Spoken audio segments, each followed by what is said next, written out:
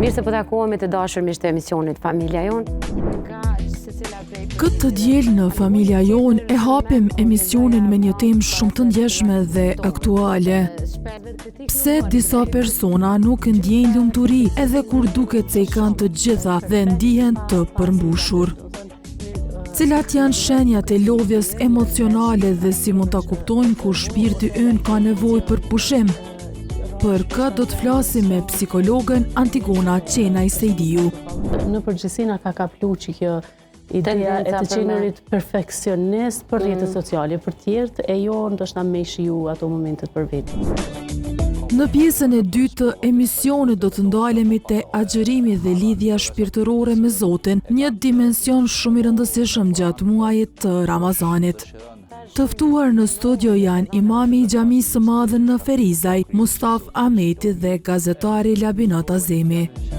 Më kujtohet që është ka namazi i akşamit, por kur gjë nuk disha. Kur gjë disha, disha me marr abdest edhe kur gjë tjetër.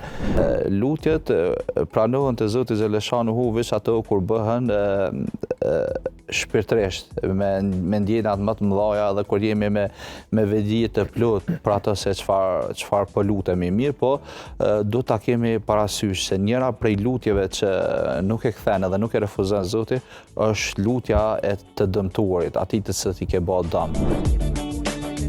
Ndërsa në rubrikën e kuzhinës, nutricionistja dhe dietologja Albulena Shabani Ilazi na sjell një recetë të shpejtë, të ëmbël dhe të shëndetshme.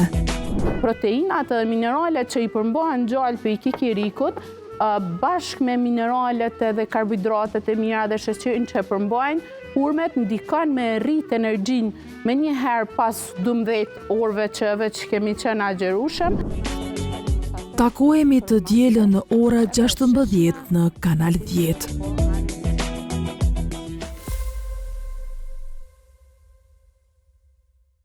Familja Jon mundësohet nga Klinika Gjermane Syrit, Instituti për Shërbime Psikologjike Sociale Visar Sadiku, Spitali i Përgjithshëm Rezonanca 2, Spitali i Varësive Rezonanca 3, Mobileria Mia Home, Saloni Perdeve dhe Tepijave Visari Home, Shkolla Finlandeze.